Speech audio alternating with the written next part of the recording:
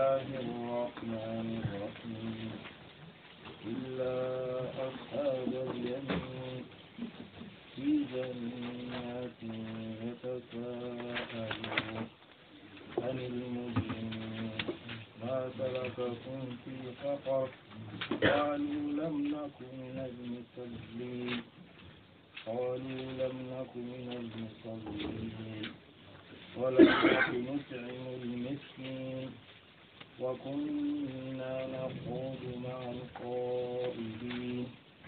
وكنا نكذب بيوم الدين حتى أتانا اليقين. أسرني. أعوذ بالله من الشيطان الرجيم. الله سبحانه وتعالى دالي سورة المدثرين خندي أتي كل نفس ينكي سو سغادي بما كسبت تي قل بريبي أنغدا دبري الخياما قوتا رحينة أني ترومدي فوي تكين قل أني ترومدي فوي تكين قل تفسيرنا بيقوم غير أتي من أفعال الشر قل برو وأعمال السوء أدب نقول رهينة كوريني موثوقة أنقرنتني بسعيها تنقلني قد ألزم أنقه أنقل كل جميع أنقننا وغل في رقبته إذي رنقننا قصر ممغو واستوجب به العذاب أن ينقن قتل يستحق ينكي سغادي أنترمدين تنتي أن ينقلون القيامة قوتا كنترما وريني منيا يعني ينكي كدغا جهنبا أمكتنا ينكي كقدا دنادي بكا الله ينقن قتل تي مؤمنا هندو قول سرين ينكي سغادي كالي حالانا كما أتي إلا أصحاب اليمين gantati te dun kono kummanya tromadu honi ai kundi yonkinun jamba baka Allah subhanahu wa ta'ala kasonga dunadi timmumina ho ado golli sirinyangi idi yonkinun jamba tiken kun te dun kono allati fi jannatin kun adironta hudi arjannan kanudi yatasaalun wa alaikum assalam iga nemene arjannan kanu no gondi iga metirindini anil mujrimin baka wango burunyanga no ngali hala ikunna arjanna kanu ndi iga nemene kiwanyanga na metirindini baka yango burunyanga no ka ali hala nanti igana kammo saadi rahimahullah ati fi jannati wa arjanna noti قد حصل لهم فيها جميع مطلوباتهم إمون دي فونچو سوسنياني دان الله أكبر كي كاليني ده دونا كنياني أنغا فوفن دا من نمون دونان تاكتان أنغا نيكا مي باني نانتي كيبي سوغا لنين يونكين دانغاني ندا كتا أنتا كين كتانا أنتا جانجيرو موندا جانجيرو نان كتانا كاللين تالينغان دانغاني أنكالا kannan yake hoho gallingin yonki kida ngani nga kitana kinni Allah ka hormante ke wa tammati lahum raha tumay nga kintimme idanga dunani tampikanye Allah subhanahu wa ta'ala danga la kharani kuma sirun tuma kanga tumay nga atimmi danga bawni ke dabari maga ke dabari ntaki kamma ke dabari abaraje nikiyai ke togono ngani abaraje nike kenna dunati ka harmari min lo halle arjanna ken takan kamma kebe gallinga ndanga wa tuma anina killuta nyangi danga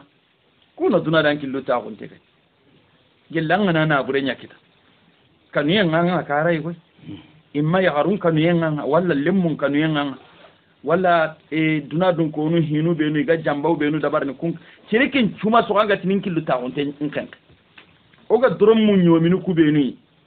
a wasi kundanga killu gillei mina tangandana nyatugana sigindi galaken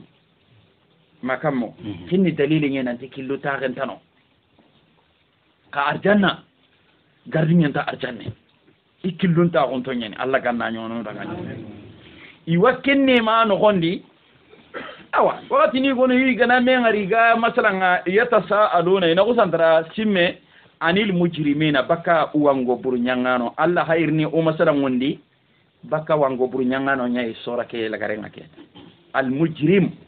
o gati ko be nanga wango burnyangana o soni kankanen sere manyan tanya ni de kasoni ngonga tini sere be danga wango burnyangana ado qur'ana hay wango burnyangana ko no kebe qorna trinka intabal fukutini sere kallana ha wango burnyangana ha sirebe ga soronto nyana wango buru nyangana kamma kan kutunu jikunu gonano ngani wa hada mare min ngoka hoke no gondi ananya dindan ke jibake ne ata gonano maga sire sire nyi kana yin qur'ana kenya khende wango buru nyangana nyi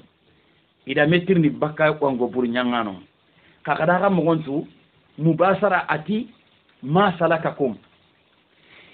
awalan hadha maqulu qala mahduf qala yuwa kenuntena nonga kenya diga menike agara rem fam ta dukure inati maqulu qala awrenia qalu ma salakakum kana daga balaghan karanga yuwa balaghan muntini keda ngani daykhul makani amadu muke mukude daykhul makani mana ni manya nga jo diga mendi ha tantim magananti ati di ewas ke li rien chababu ndangan tanti maginati daykhul makani amati qalu itimeda ngani ay ati atani ma salakakum igala metirni baka yango burnyangano nga ago itimeda nga ma salakakum mandaga kullonti agada pam kalmatu yatasaaluna serki urni mina do menaka angendo igo kebe ganyime kamo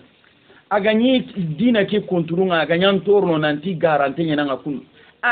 anya kamo anta yere da mari arjanna ange ngana ando ki go biganyi me kamo aga criminel akun aga bara Allah tuna gali halana kamo ki hay kumpa metir ni arjanna ke mo gali ke metir ni ndeno gondi bani na kusanta ti kapalle mandangane eske anta onta igo ke hayna gali hala bedi dononga ها فأقبل بعضهم على بعض يتساءلون الجنة دونكونو تنمي مثلا ميترين قال قائل منهم مثلا أنا يقولت مثلا أنا كودي إنه كان لي قرين أتيك فلما يقول ينجي ما هذا ما كان في سورة صفات إنه كان لي قرين يقول أئنك لمن المصدقين atoga ni dunadin ke sire gonyi ndo sire gonu ni birene me kama inyiri nindangane eski tumuto nganke chokunte ngai nanti ulie ngadi ba a iza mitna wa kunna turaban wa izaman a inna lamadinun ogana kara nan yakoti qaso nan nyangi nyinga esko wayle ne wulini malla gado to goga hindu be no bar dunade eski tumuto nganke chokunte ngakena tinka palle makenyi kenya ko nindangane de oga dunade ati hal antum muttali'un makenya makon nan hal antum muttali'un sambati jeydi danga anga munda na yugo ke ali halan ngarno ngani ba jeydi ti yabo oram mo si rahimahullah atana biton nyaga pa atanda biton pietani nganyare na bagay cheikh bom rahimahullah hada kiyam atara biton pietani ikunga arjanna na minna arjanna na ngiyere mana kamunyedi arjanna na kamunyedi jahannama na minna asfala safilina kagara biton pieta ni ya khinya kwanga kam anga sireke ngali keleke mogom iya khinya jahannaba ile ne ti aido qarun qatendo ngari nyangondo hitwa me no ngan ada hay agada hay ada ni kiga ni kabe Allah hinnen nan qur'ana ko men araye ko sasa ini kunyi minu atirndi Allah timani iti ma salakakum iti mujrimina nukudangan manda ka kunkinya yere kundu ke dingira manyan ta ku manda ka kinyere salaka bi ma'ana adkhala salaka yasluk bi ma'ana dakhala manda ka rondi yere ha imeno hay jadindi ni sababu bega di rondi non qalu ma kenyate antim magade qalu iti ما سلككم في سقر من دا غرون دي سقر شكرا كلمة في سقر راو كيف فتحتين ما كان به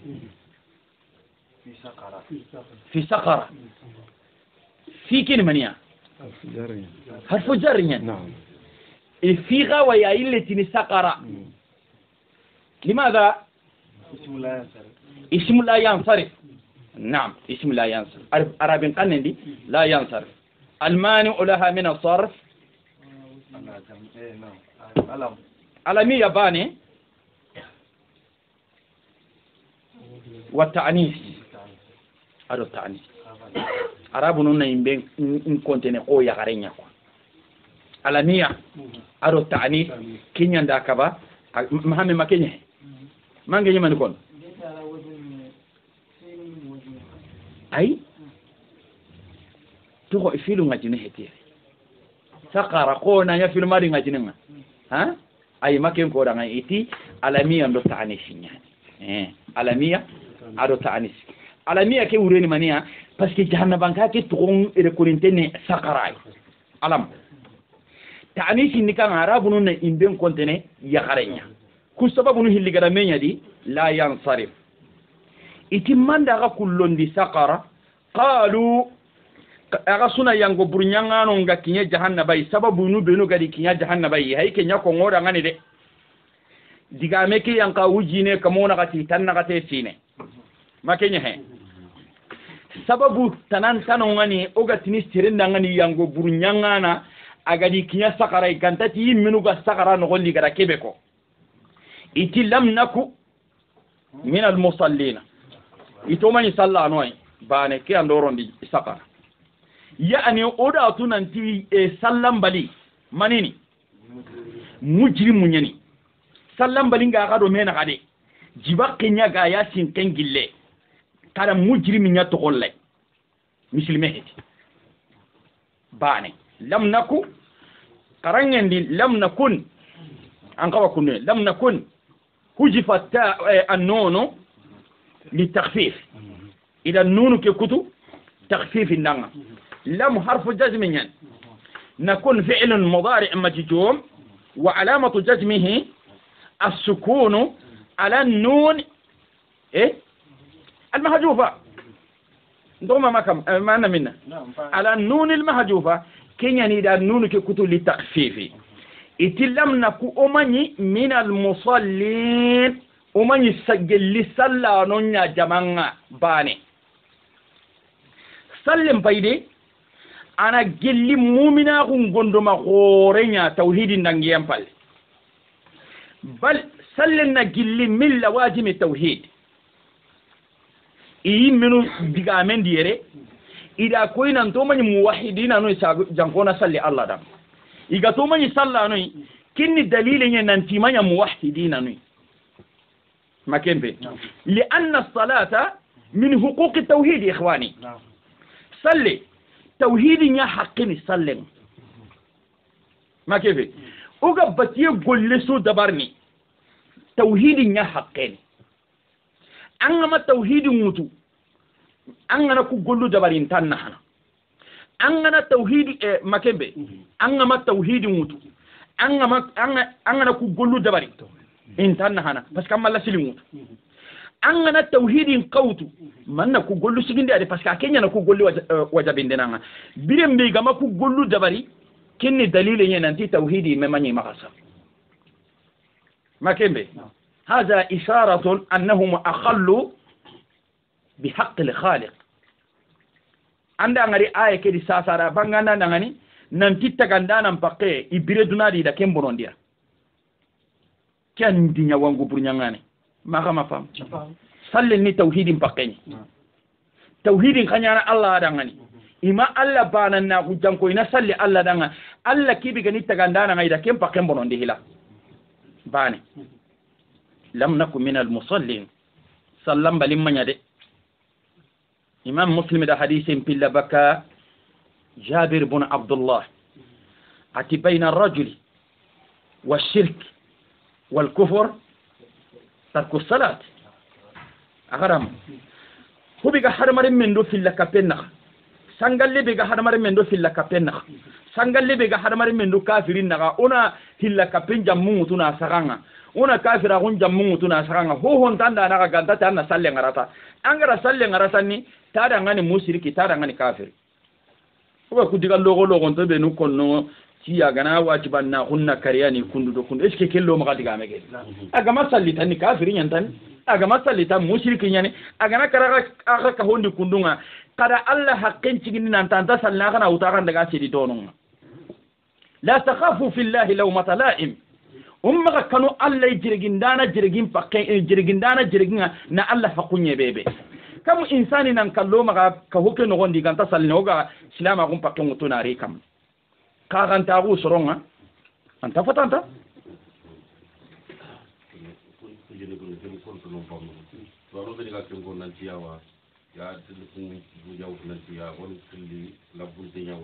ki ko gana sallin ngajiba hunna kariyani ona tada kafiri kaga ma wajiba hunna kare ga kisi ka sana ganta dabar ni ko hurin ta hondo kundu kuni anyi men hadisi kai sahih muslimin yati nanti baina ar-rajuli wal kufr baina ar-rajuli wash-shirk wal kufr tarku as-salat farenda ki akota asa gara sallin to gono ngantani aro kafira hun gallende aro filla kapen gallende makebe aganyi sitindana ganyino nga farenga kawana hillam bangando daga nanya bangandi no tam lam nakum minal musallin sallam bala humma nyade na'am na'am ko pori kuno ko ana serengal ana kontanda na salafana njal ana ya wasajil minsa wala na serengora sopon jal ana ya fajiri jal ya salafana jal la fatira فترو أنا تو اجتماع كأنه يو فترو إن شاء الله نجاك أبو أنا إنتهر لا إنت كنت نجلي كيما كفوجري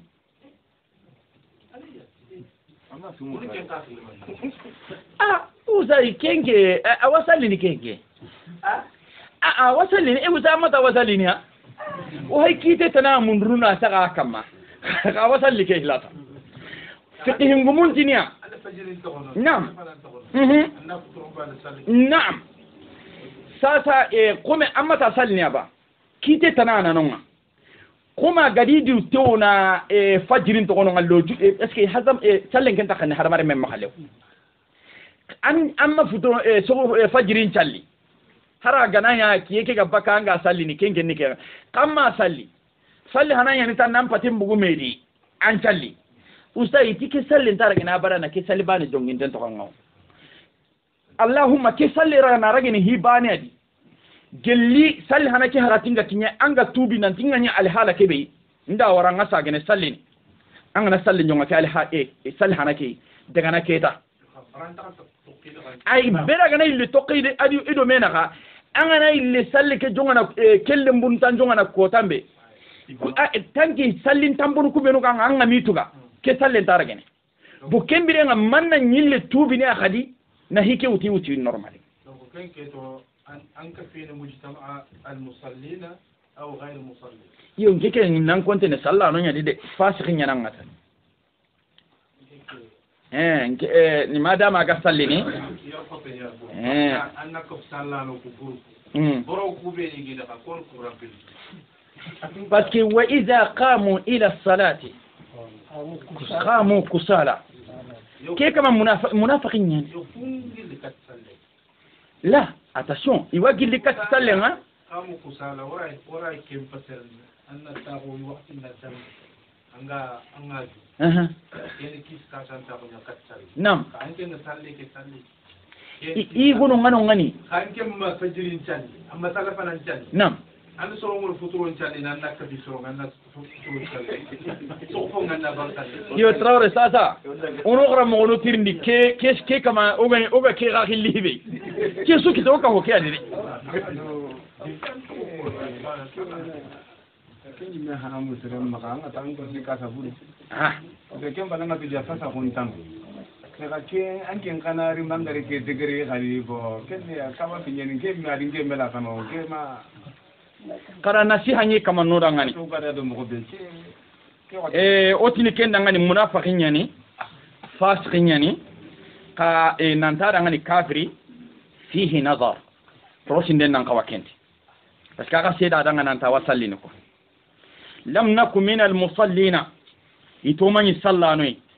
nda ka garanga no mani sallano ya fahamu diga meke dinanti mai jaga muwahhidina no kada ire famde kenni bani ida allah haqqin bonondi ولم نكن نطعم المسكين مما كنيكو ها ولم نكن نطعم المسكين وغني دونادي خدي ومني مسكين قاي غانديني إذا كان كاكو ومني مسكين نيغانديني ومني جاكا بغانديني ونا بروندي ومني سرقة بغانديني نمبين مسكين ندول مبغي ومني كان قادا بارني لم نكن نطعم المسكين كني نانتي ماي جاكا بغانديني إنا بروندي جاكا حق كيبي غادينا كيني مسكين أوريني مانيا إذا تجفون قها كم بنونتي ما تما فهم كمال الإيمان نمناهم بوتيمانتي الإخلاص للخالق والإحسان إلى الخلائق أن قلاس ينيا تغندانا ندانا حقون تشيغندي أن نشيرو كتا تجفون نمناهم نكيا كسرو هغدا كوي منو ديغا موندي nanti ganyi dunadi da Allah haqqen bonondi Allah be gani tagandana nga ida tagefonun ka haqqen bonondi masiro kata tagefon kianda wangur buru nyangen jamulli kam lam nakun nut'imul miskin umani miskinu nyigande ndawtu jakanya makembe farinja bi sallallahu alayhi wa sallama ma taqarraba ilayya abdi bi shay'in ahabba ilayya mimma aftaratuhu alayhi komillan ta dutin to ni katin ki Allah yiti khairi mundi so nan ko to ngara kebe wajabi ndan kam maga he salle saram billah sanan mu salli ni qafu farlan tallu ku gemundi mo onti kinyal lingi Allah dan addinan ta ki haga kebe ko ni nyakun nunga wakati bi angana sahi anna tampili araka ne salli na hanta ken farlan tallu ko lingi Allah dan o hoy ke muna hagin tan na bune be dingene droita gosunga makefe kena hanni kanga gana yoga jakka bagandi ka gana yoga ta jakka bagandi na hanta kede parce que Allah to tirni yoga kebe dengene kundu anay latilin dai ano tirni ni gara kebe wajabi ndo kama ona burundiya sara milla sana bito sikisu mo kaso sudi sun kaso nganari kende annan chu makebe iga to mani miskinu nyigandi ni imani jakka bagandi ni bane usta yoto wa hunna Allah di kaka di miskinu nam pinne miskinu Allah hakati نطعمه إهاي جهنم بانو قنيا دي دي إيكاسي هنا دونا خبارين دي دي كيتي ماني مسكين نيا يغانديني وستايا أنغا غي سلامين دو دولي نانشو كينان قوان نانشو كده كومي الله غانتا كنيوي أنغنا ويورباني أنكي نيمهتي دي قوالي موان تيمخا إيغاي غانا وستايا وروكي وغيلو ناندانا نكين قنطار نانياخي أنغنا كي ميران يونكين أنكي نغنا ويكي على حالا دي أنكو كروم باكا anga ki muslimen nganonga adire munga winadi na kenyi gandi barajem po gorenya na kendi qur'ana magira go nyamar nti it'am al maskin hari na qannen jamba fakku raqaba aw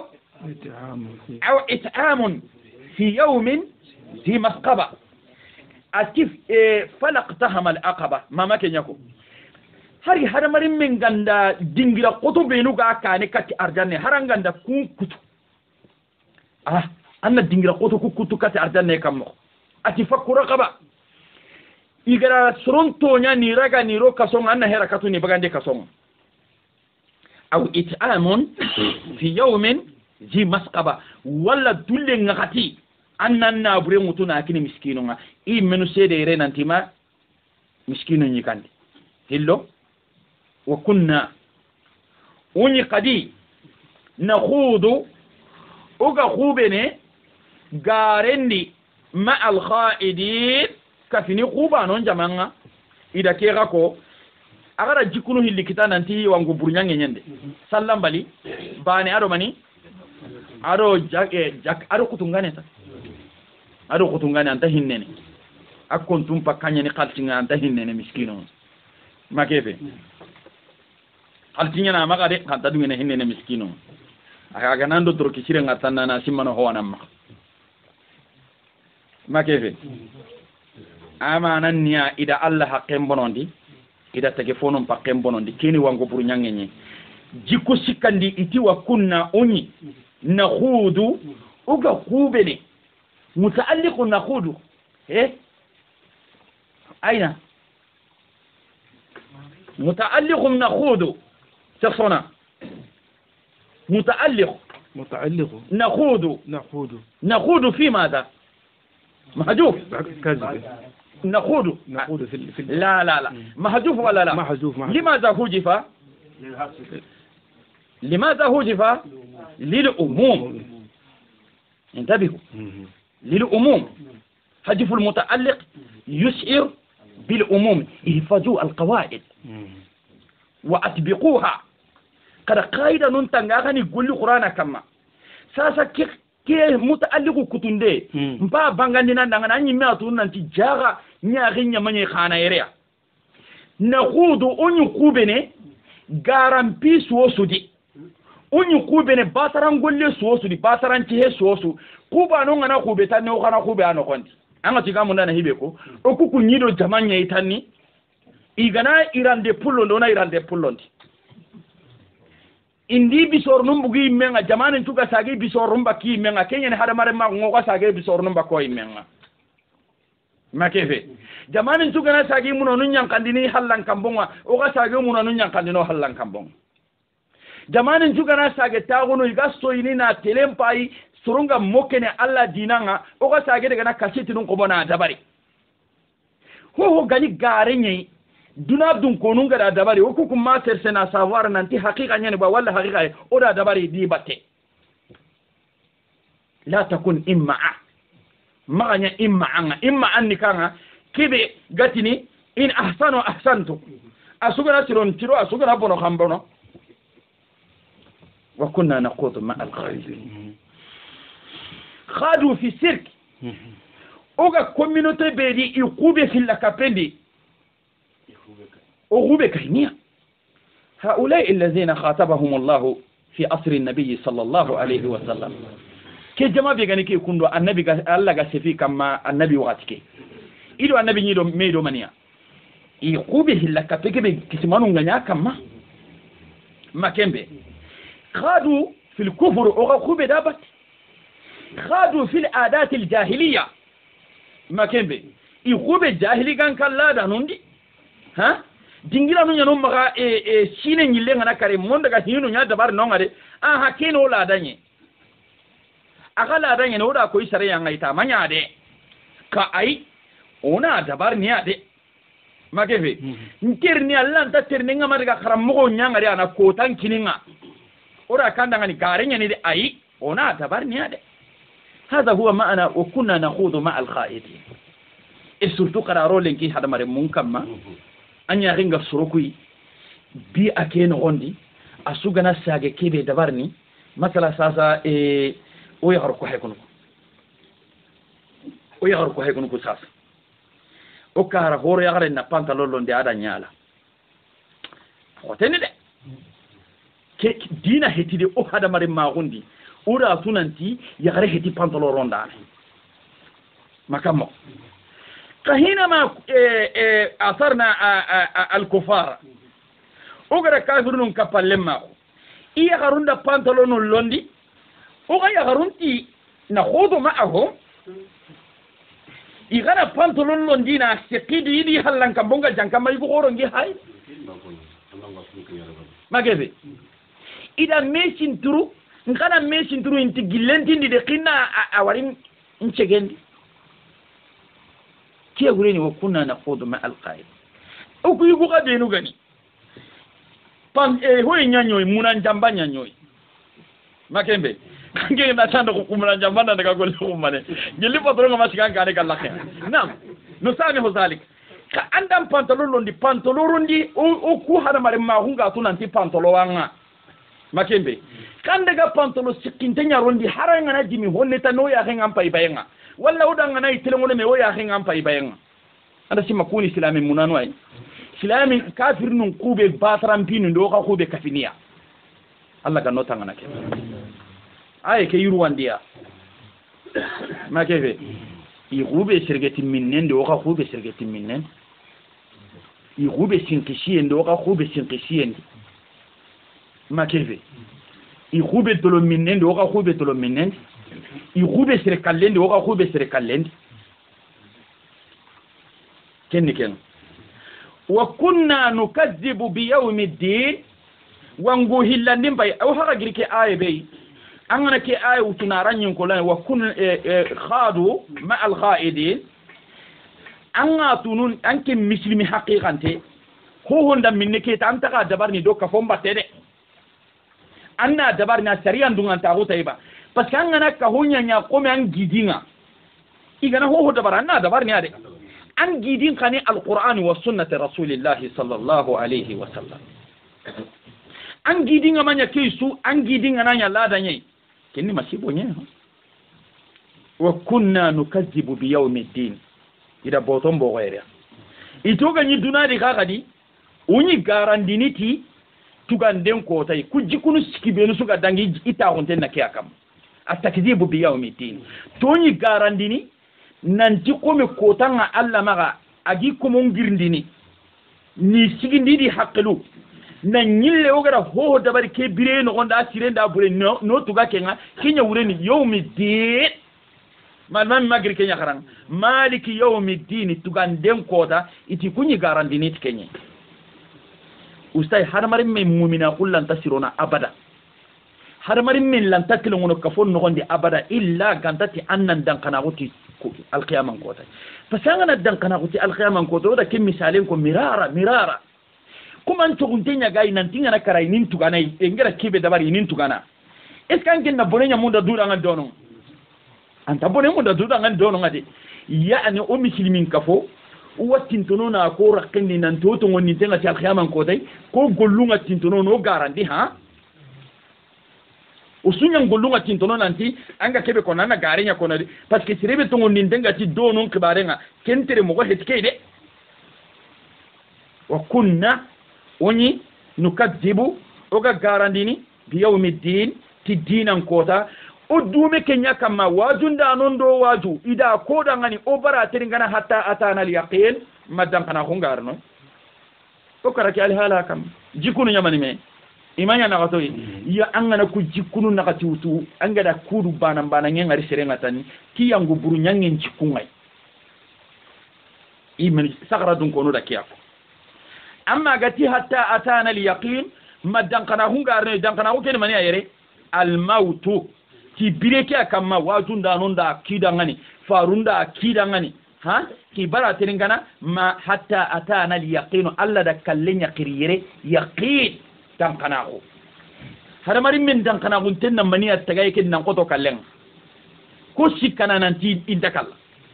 uzai siringa sikana nan ti indakalla tanni on ko wana katunya rayna daga tayo kutali nga sara ga problem tana da bar asuda nem go kallen yaqin makeve kana ga haklen to da ke diga mena raddunya na surunya kama al mutasawwifa sufi gan kon na ke yaqin yere ma hatar hotana ganta tikalle ka wa'budu rabbaka hatta ya'tiyaka al-yaqin mama ke godingira sana i trompe renga ida hakari bure mutu nara kama garenyen yaqini al-qur'an ba'dahu yufassiru ba'da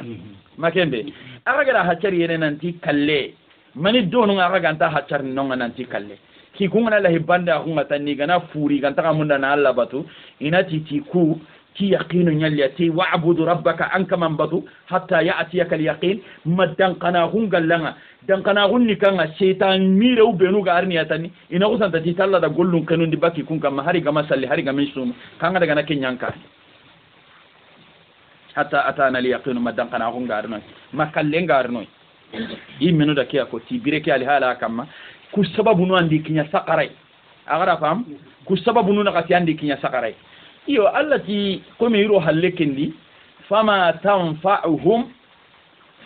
tanfa'uhum shafa'atu shafi'in kanjonda non kanjondenga antina hana al-qiyaman kota birim be Allah gadi idunan karana girinde dabari o gara ga menyi sigi dingiranga golle nga koto kamanen ko mo siri gonano ngani wa kanjon dini komonda ngani kanjon dem panan ni kanga nan kanjon di no sankime berake hila onan sankime ken kanjon de nan kanjon di na ko mo siru ni kannun jamba ara defonta ko ngati to kubeno mak nan kanjon di tauhidi nga kubenu mak ni jabi baka jahannaba ka ken kanjon de kane da hallesu amaka tikui fama tanfa'uhum shafa'atu shafi'ina anda tunan ti tauhidi manyi magade parce que tauhidi ganyi magasu gembinga kanjon da nan kanjon de nyina magebe on tarno kendi khara tunan ti kanjo ngida simman nan ti komi kanjon den tadi al khiyamang kota o ku communauté kiri ngida simma serenta ken nakarne masiriya ken nakarne ko na nakarnan ti kanjon den tadi al khiyamang kota ha ay narotan iska o communauté ken nanti galan to kuntenga ta la khara ko tay kenkini kan to kuntenga an to kuntenga faren kan jonde man to kuntenta ha mana ide kanjon de ki ni bom faren gen kitina ki certain ko ka ko bondi ko ona kenju warade kenni trompe ka o sokon tenke ngai nanti kanjon de nganya bon ke ga don no be ona fahamu parce que groupe wi wana nonga sankuntan groupe wi wana nonga kunya da kanjon den na karnanti kanjon den tadi o ko akida ganta ken kama bana ngira sima uma hatajina tawutu ken kama usudan kana kuntenya nanti kanjon den ngaya ustai na kanjon de na kinne nen kama kella ta kanjon de kinni sereyo makebe kanjon de sarti nunya na kanjon den kinni sereng ngena ti ke kati hulana kanjon ni ko aga ko mo na kille ke gamondi o ku kirsenyang kanjon ni kundudo kun nge metoro ko me ado dasuke sire a hititi kantoro ga banede ngema kitabe ke laba parce que ngenta so kenna ngenta hi kalama na bagandina ko yinga nanti sire go ummatonun polono allono hari annabi ummatonun kati nya mpa ko no misire nya de tafsirin kama na ken ko yinga kitabe ni ana fam Allah gam bagara maga ke menyin ke dangani nke kama daga na do ken kabare yo ana fam mi kunni trompan tandika munye ke hetinan tida ko idin na kinda ngani na nyille na kitabi lem dumbe kane kamene na ko kunni hino e qalantiya fama tanfa'uhum as-safa'atu shafi'in kanjon da non kanjon den mina siren nam maga dunye anna nyi bireke no gondi anga ali hala buren kamma wurondo ke wajunda non ga ngatuno anke laganta simini har ko ta bane nan tage dan palle kemmanya allati fama lahum atimmanna suruku da ngani de al istifhamu huna lil inkar wa tawbiq wa ta'dib alla mi hay kawana suruku ya ha iga bara da'wa kire gana hay kawana kenga walla ga awan kawan diniya bane iga bara da'wa kire gana na kinna kari kamana tantagawa hillo na nyille ni begubugu golle ke nyangen kamma ay ke hay istifham ke manan ni kenyi o gana ti tawbiq inkar ta'jib amanan ni kay nan ka wandi ku kayfa ku ga konto da'wa kire gana annabi mi mejatinga annabi ga fara na ko ke pangandi ni da kayfa ga konto kelle gana na nyille ga gadi ni begubugu ken kamma na nyille ga gadi nanti huwa ni antaga wa hadha huwa maana inkar fama lahum manni danga ani tazkirat baka wajunde ke magama baka simmandindi foke maga mu'ridin makebe mu'ridin inyanga alhala ballano ga magama pam fama lahum manni danga mani fo bani ni danga ani tazkira baka ka wande kera kan dem maga faran na ko kettirin kan dem maga nan to ngondi te mani hubba mani sababundi kabade mu'ridin inyanya alhala balla no gani agara famo parce que kalmatu mu'ridina mansub على الحال عن التذكرة متعلق به جاء جامين كم فما لهم أي شيء لهم من ندم من دي بران دي فاران ناوكي من دي بران دي كرين دي كني من دين غادي ناسوغي إنيان على حالا bakka kawande ke mu'ridin ballano gani la hajara gara ko gari mo gombe ade inyangi alhala bal komi gadi karan koy kara ko yano gani halla ko yano gani da'awa ke karabin qanni ana sabantinni lil hali dukuri anda fahamwa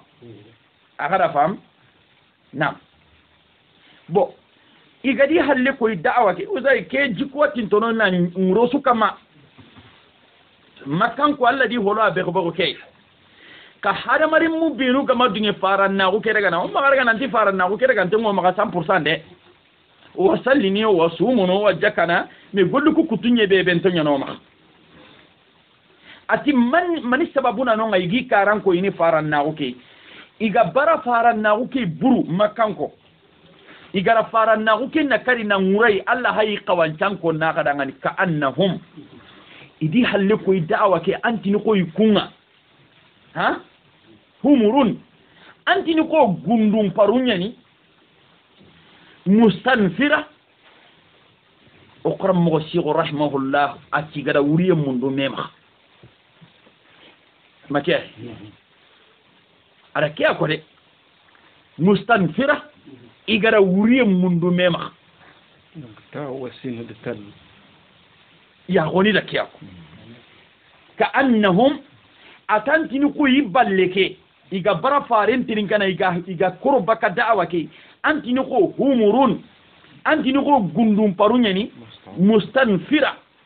o tini iga wuru ka kenti ay mustanfira igara wuriye mundu mema na'am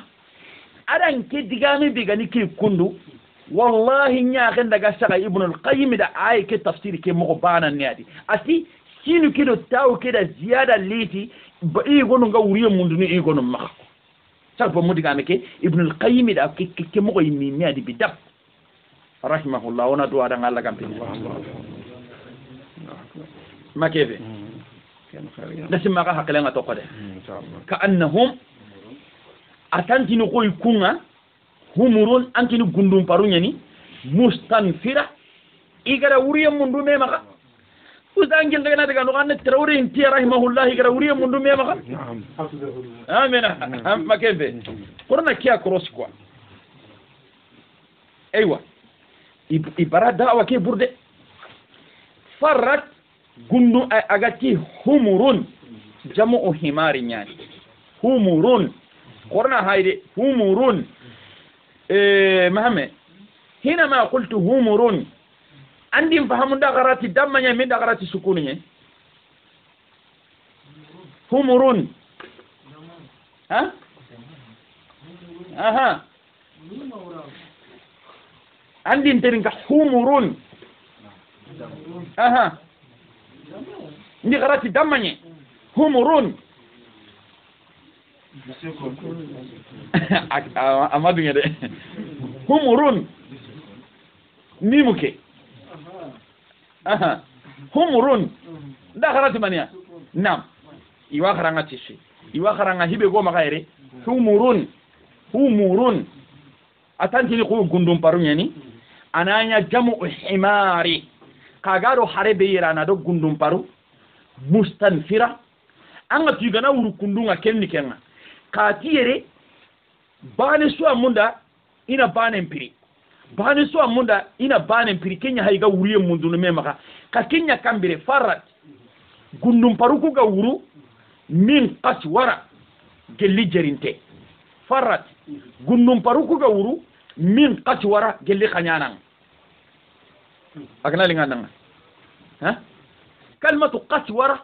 arabun qannendi tutlaqu ala al-asad وتطلق على الرماد iwatini jerinten dangan qaswara jerinten to gonyen iwatini kanyana ndanga qaswara kindati jerinten dangan qaswara limadha summiya qaswara li'annahu taqsiru al-hayawana bawni sembe ngada raga gundu honu ku kutulla gana ni qatama ala ni danga mustaqim min al-qasr qatama ndenya akada fam dukure anda fam min qasi wara iga wuru jerintenga manano yati ana ati bara dawa keke mo wadi ati manin cigi gadi halle ko da'awa ke nambara nyimini kirinde ke ha ko iballe kyanga munda na suran kita ko gundum farunga na wuru jirinte ngai ga me hirni babe suga munda ina panen kane kita mo gombe I wala to no de magembe halla hayen dari de bara kusuru kawancan na wi gabara iqiringa kem khwati talakin gunnum faruku wuru jirinte ya ka jirinte ken ni kunyi gana makamo kai kumpa wuru kebe ikungula linginta kunya na kendi de ya ani wula linginta kunga kebe di dunai wula linginta kunga kebe di lahara ikun kusan da ken kawancan na ko bonenya ida ngani nan daga idi kare makai ما تمغر وجهه صباحي كده تسبيح جميل استعارة جميلة والله بوني الله سبحانه وتعالى دعوك هرمر من ولا لين تاغنا كنيا دنا أن ولا لين تاغنا كنيا دي الآخرة أن نقول ورنوكا تكينا يا أيها الذين آمنوا استجيبوا لله وللرسول إذا دعاكم لما Allah gana ga khiri walla farin gana ga khiri katta kebe ga birandini khawrurni katta ya nda ti dawa keno birandini o ano birandini ki kunga kawa birene ti kebe ga khirin kitana ikun ku santara kenya ko jirintenya agi gana iga bonen kitana di farati ku santawu haruku kun gana wuru igana katina jirinte ke hiri wada gana kishi ka kusuro beru ga wuru kundu ikunga urukata no kebe gara kisi enjigi no kebe daga na mali kitano ngani idanga na bonenya kitano ngani Allah kan nota ngani akhara ayge ham farrat min qaswa bal allati ay hinun takundunga yuridu kullu mur'in yembani swana munda minhum ikundi garandi ndano ku bani swana munda idi ayu uta suhufan ina kitabi gappu kinai munashara gappu kubenu sankintongani agano gondi nanti ha ke girinke Allah ina kandangani nanti Muhammadu ni farenya sagai ikunna Kenya bana suna Kenya munda iti Allah da Kenya kini hi gonu ndiga menya isa ha lan nu'mina laka حتى تنزل علينا كتابا نقرأه أوران تسقطنا ننتي فارينا نعى بس كده هينون جابوnya ها أو ترقى في السماء ولا نلقى كمونا تفجر وارلقنا أوران دعني كده قال لقارنيا كنا من أننا سجى كموكي وانت سقايد من دو كتاب يلي أنغا ناكينوي ننتي أها kitabe mpaya giringi Allah wakata Abu Jahaliya nyanda Muhammadu kai sagai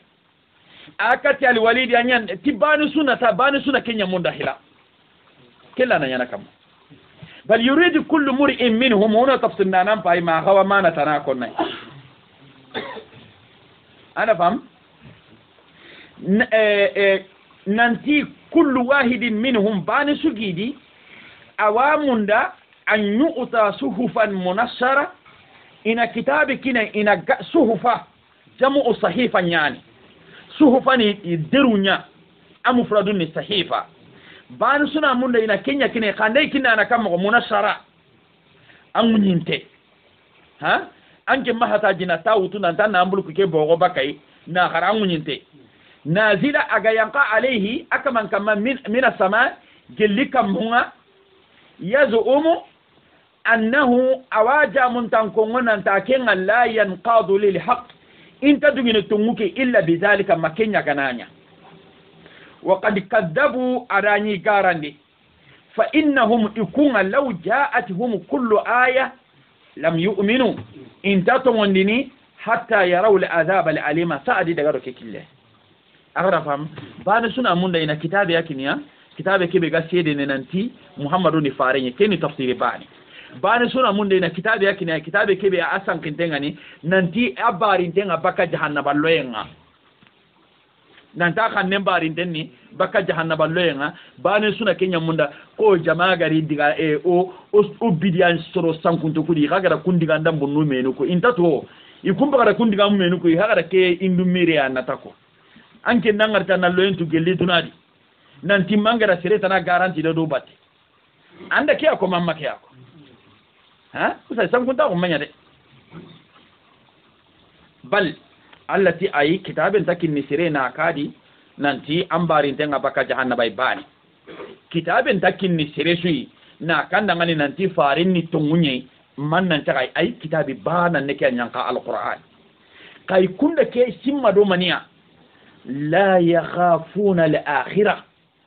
in takanna la gharaki barakiyai kin kan yanganti yani ga sagono na kudigan dan bunno ko nambara faran nawo kalla allati ay kundum be innahu anda faran nawo ke ngarde الضمير إما أن يعود على هذه السورة ضمير كنا ساقي كتا سورة كي أو على ما اشتملت عليه ولا ضمير كي وساقي كتا هو هندا منك سورة كي إنه فارناغو كي بيغا كنا خدا غني كندو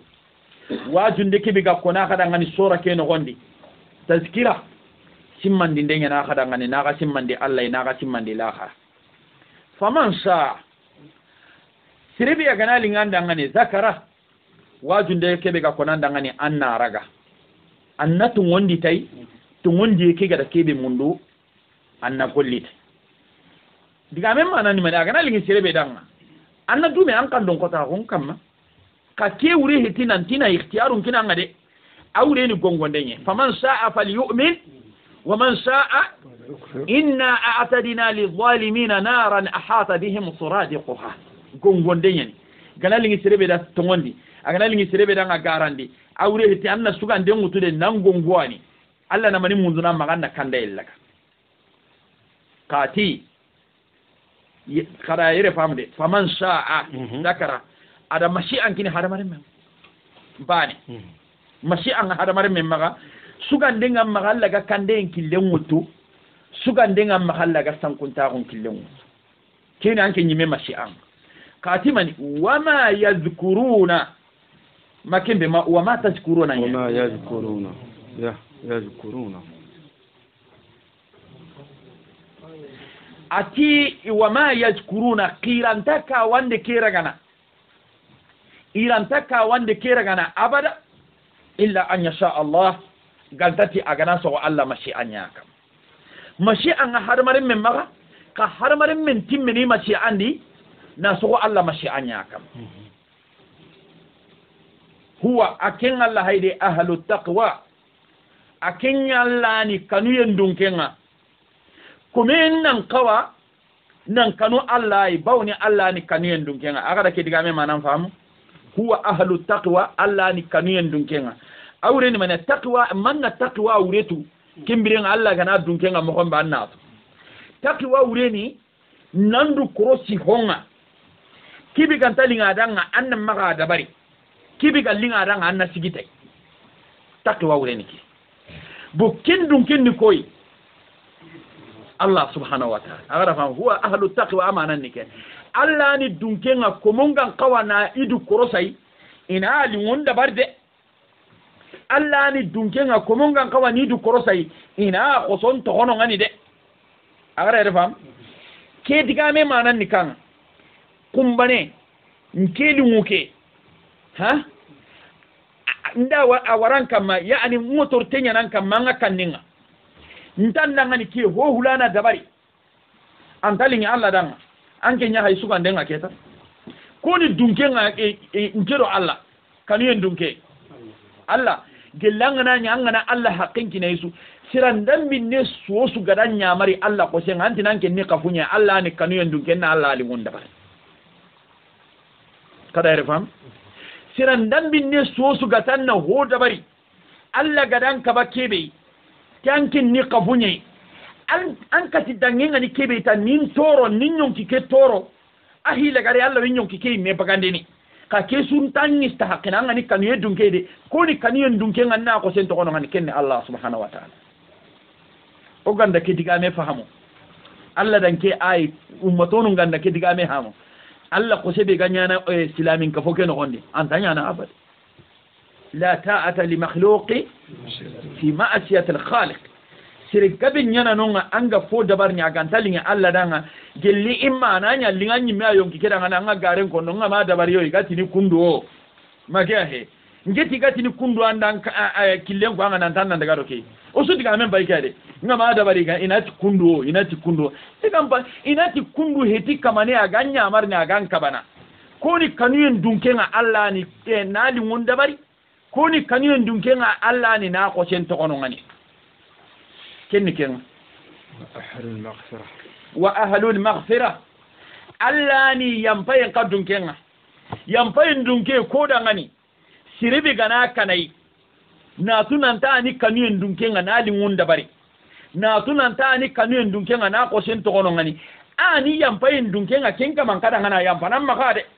diga meke manan nikanga angana alla ko se dabarti sire lungui angana alla lungu to ononga ti sire lungui ha alla wanyanga katara kellanta alla yang bayke bosine ina kinanga de fahimtum na'am makembe هذا آخر تفسير السورة المدثر سبحانك اللهم وبحمدك أشهد أن لا إله إلا أنت واستغفرك وأتوب إليك الله كان نو فهموني الله كان ينفعنو ما وغير فتون بينو دبر الله كان ينفعنو ما كرين كان دانو إنا ينفعو ما إن شاء الله ما غتي وانا فوق حي نكتفي بهذا إن شاء الله